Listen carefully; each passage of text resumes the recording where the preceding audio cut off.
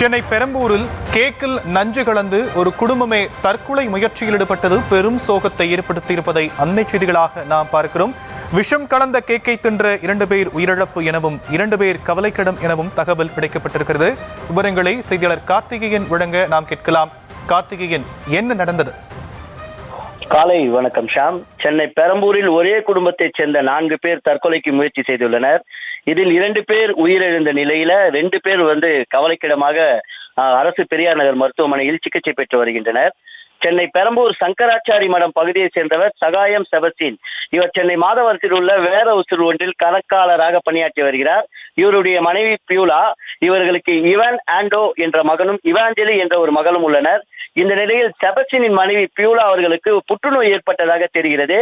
இதற்காக அவர் பல்வேறு மருத்துவ சிகிச்சைகள் அளித்தும் அவர் உடல் நலம் குன்றி காணப்பட்டு வந்ததாக சொல்லப்படுகிறது. இதனால் குடும்பத்தினர் அனைவரும் மனமுடைந்து வாழ்ந்து வந்த நிலையில் இனி நாம் யாரும் வாழக்கூடாது என்கின்ற முடிவில் செபஸ்டின் நேற்று அருகில் உள்ள பேக்கரிக்கு சென்று கேக் ஒன்றினை வாங்கி வந்ததாக தெரிகிறது.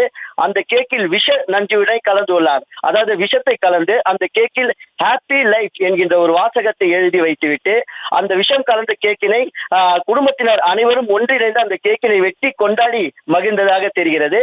அந்த கேக்கினை ஒருவருக்கு ஒருவர் ஊட்டி பரிமாறிக்கொண்டதாக கூறப்படுகிறது. இந்த நிலையில் இந்த நஞ்சு கலந்த கேக்கு உணவினை சாப்பிட்ட செபஸ்டின் மகன் ஆண்டோ சற்று நேரத்தில் உயிரிழந்திருக்கின்றார். இதனைத் தொடர்ந்து செபஸ்டின் மனைவி மற்றும் மகளும் மயங்கி விழுந்ததாக தெரிகிறது.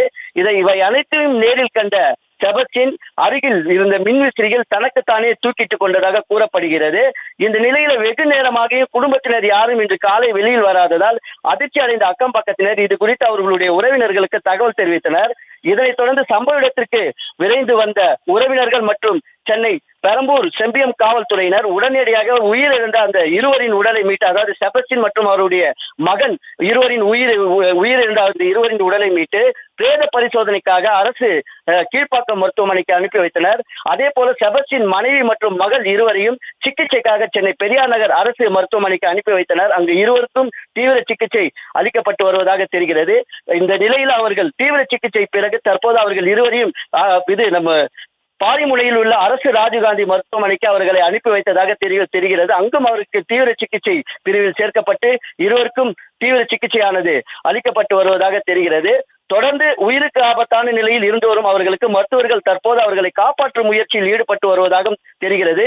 புற்றுநோய் தாக்கத்தின் காரணமாக இந்த மனம் உடைந்த ஒரே குடும்பத்தைச் சேர்ந்த 4 பேர் விஷம் அருந்திய அந்த சம்பவமானது அந்த பகுதியில் ஒரு பெரும் பரபரப்பை ஏற்படுத்தியுள்ளது. ஷாம்,